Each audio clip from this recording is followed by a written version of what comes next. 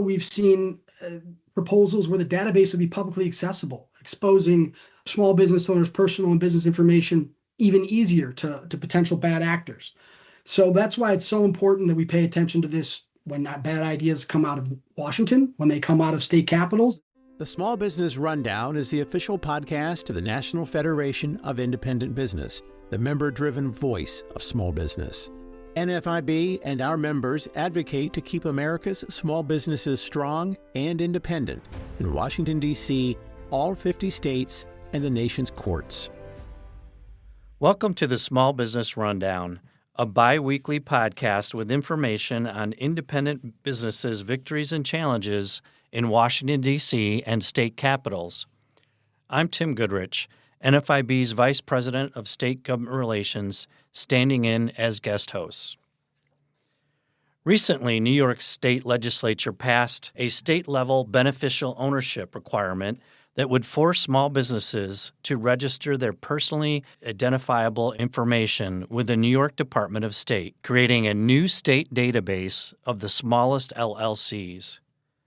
This bill is heading to Governor Kathy Hochul's desk, and here today to discuss what it means for small businesses are Regional State Director Greg Biryla and Director of Federal Government Relations Josh McLeod. Thank you both for joining me. Thanks, Tim. Appreciate you having us on. Great to be here today.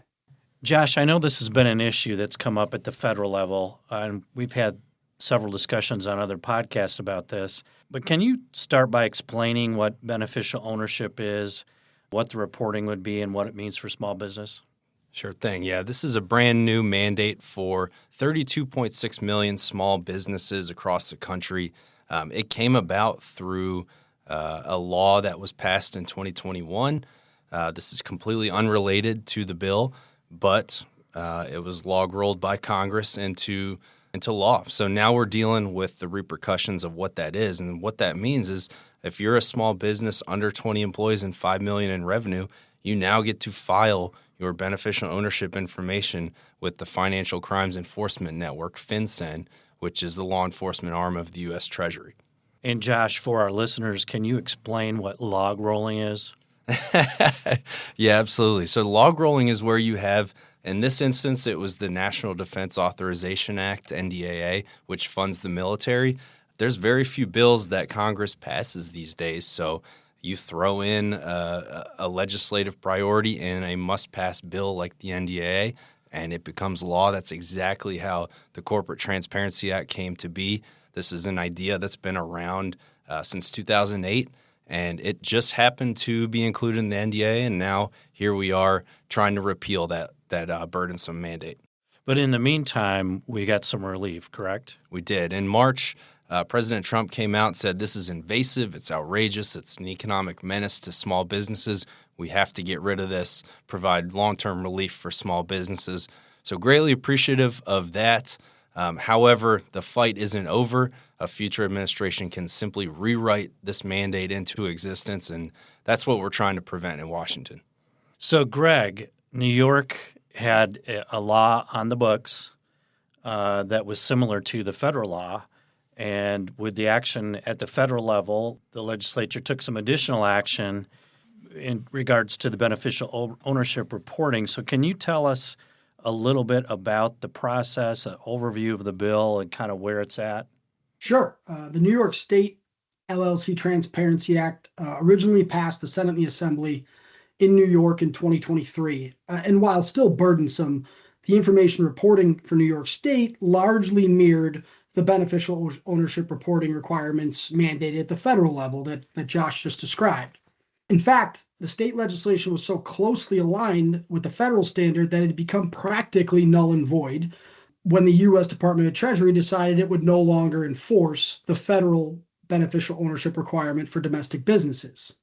Then unfortunately this year, the legislature passed at the very end of session on its last day legislation to disconnect New York State's LLC Transparency Act from the federal standard, making it completely independent and enforceable in New York once it is enacted. And it won't be enacted until it receives Governor Hochul's signature. It has passed both houses, largely along partisan lines, but has not been delivered for gubernatorial or executive action. That's why NFIB is paying such close attention. We're lobbying every day in Albany, in the Capitol. We're activating our members across the state to communicate with Governor Hochul and trying to get a positive action, which would be a veto on this. So when you say delivered the bill, what exactly do you mean by that, Greg?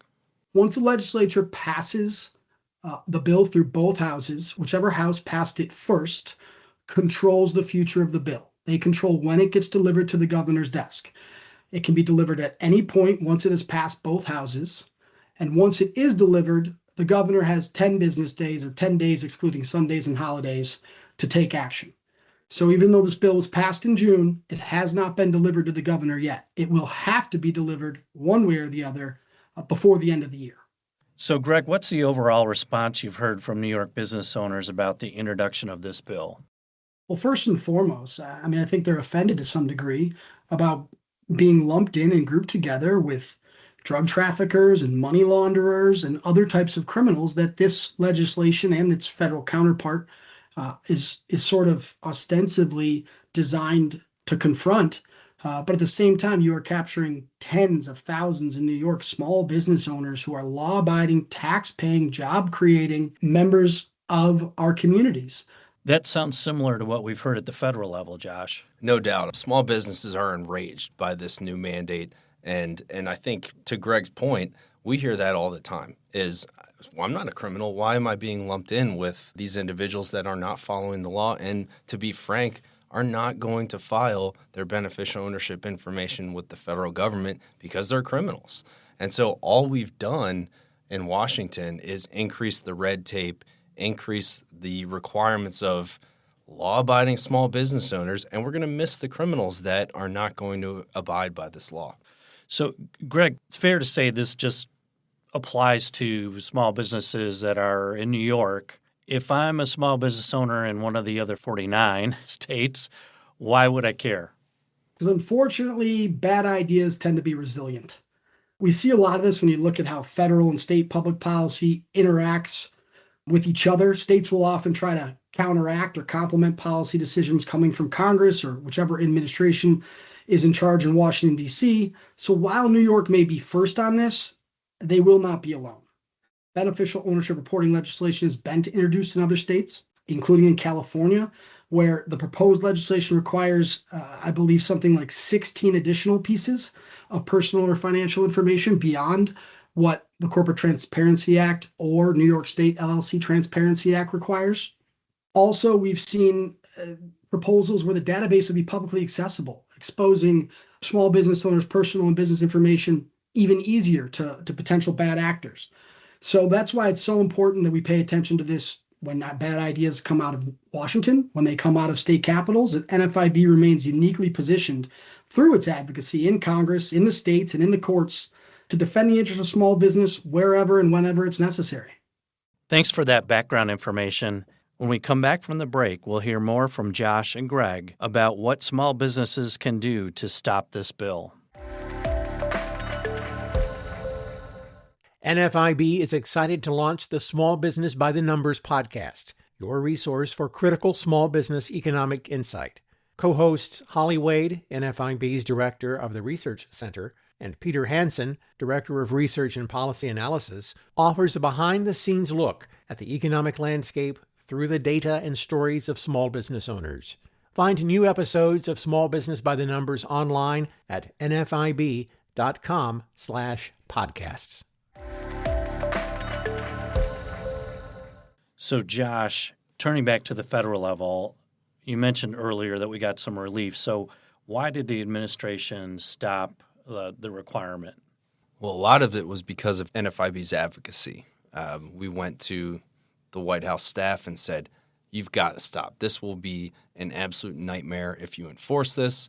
Depending on the data source you look at, there were about 11 to 16 million small businesses that had filed with FinCEN. That means that potentially half of small businesses that were required to file were in noncompliance. That means they would be facing up to $10,000 fine and 2 years in prison. So the penalties are insane. They are absolutely egregious, like President Trump said, and I think he heard small businesses raising their concerns. He heard NFIB raising concerns in Washington, and he responded and did so appropriately. Greg, what steps have we taken at the state level to try to stop this? Well, we've been advocating on this legislation since it was introduced in 22 or 23. NFIB is largely responsible for getting a publicly accessible database stripped out of the original legislation. And then we were hopeful that with the positive federal action, this problem would have gone away at the state level. Unfortunately, that's not the case. So we are engaging members across the state, small business owners, asking them to communicate directly with Governor Hochul, communicate with their fellow small business owners, and they can learn more at NFIB's campaign website, protectnysmallbusiness.org. From that website, you can read and hear testimonials from other small business owners in New York who are concerned about the potential ramifications of this legislation. You can also contact the governor directly and let her know why this is such a concern to you and your ability to do business in New York State. I'm going to ask both of you this question. It has to do with the security concerns of the database. Josh, you mentioned some of those. Can you expound on that a little bit? And then I guess, Greg, do you see similar concerns at the state level?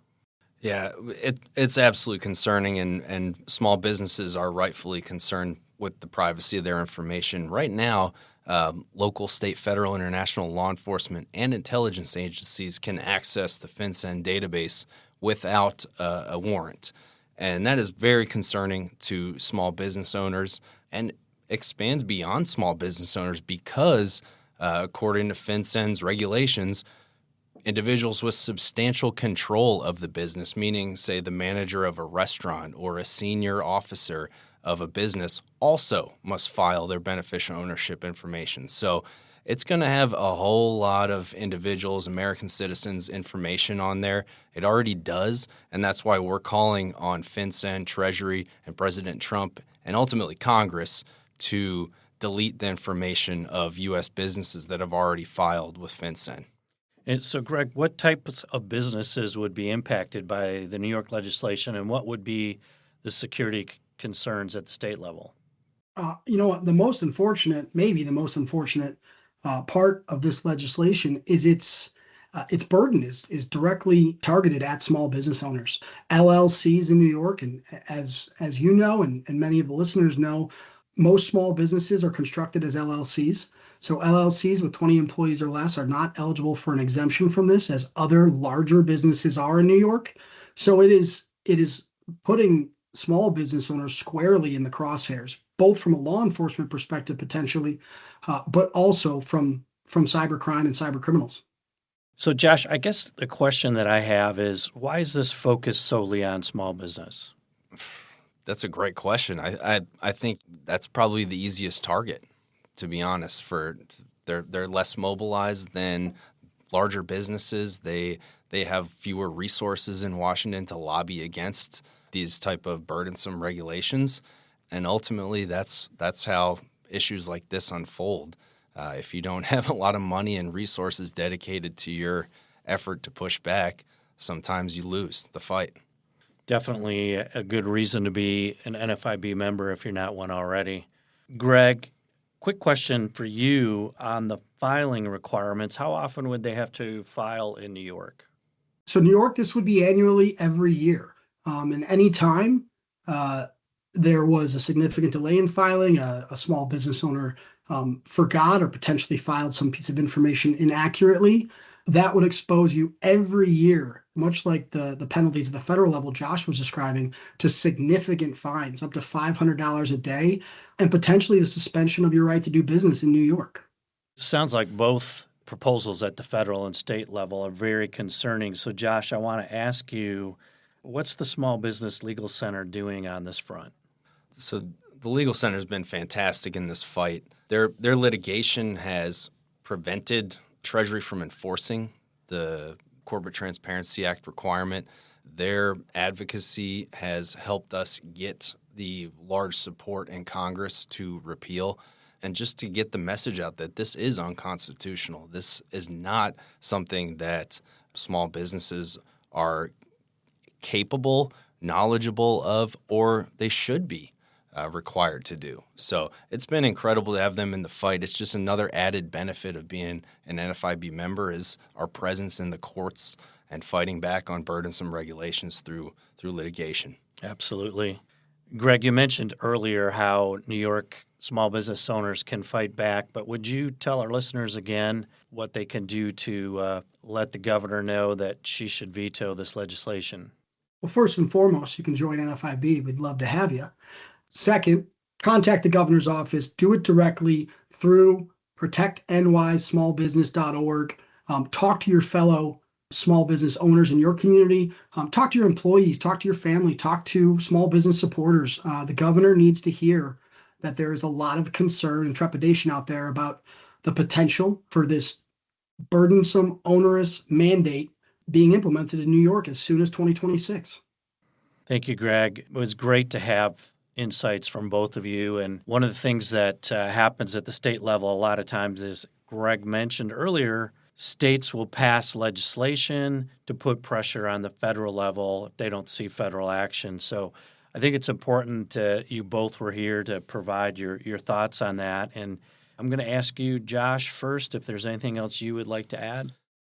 Yeah, just like Greg needs to hear your voices in New York, we need to hear your voices in Washington. And this fight is not over. Yes, we have got a tremendous victory from the Trump administration. However, all it would take would be a future administration to rewrite this rule back into existence, and we're back in this same fight. Potentially 32.6 million small businesses could be under this regulatory umbrella and substantial increase in red tape. So continue to fight, continue to urge Congress to finish the job here. Greg, any final thoughts? I'd echo what Josh just said. Engage with NFIB, engage with your elected officials, make sure your voice is heard. Speaking as a New Yorker, I know there are a lot of things that can be difficult about owning and operating a business in the Empire State, but we have reason to believe there's an opportunity to be successful here in Albany. Hopefully the governor is listening, and she'll just be more likely to listen the more voices she hears. So until this bill is final, we'll be active on it in Albany and asking our members and small business owners across New York State to do the same. Well, thank you both, and hopefully that will get a good outcome in New York. Appreciate both of you shedding light on this critical issue. Now that beneficial ownership reporting threatens small businesses on a state level, in New York, your advocacy efforts are more important than ever to reject this dangerous and burdensome bill. The show notes for this episode have links to take action, like Greg mentioned, and the New York website for the up-to-date information on the bill. Now, I want to thank you, the listeners, for joining us on today's Small Business Rundown. We'll be back every 2 weeks bringing you news and analysis from Washington, D.C. and state capitals so that you, whether you're a business owner or a supporter of one, can continue to blaze a trail. The Small Business Rundown is brought to you by NFIB, the voice of small business. You can find us at nfib.com and on Twitter, Facebook, Instagram, and LinkedIn.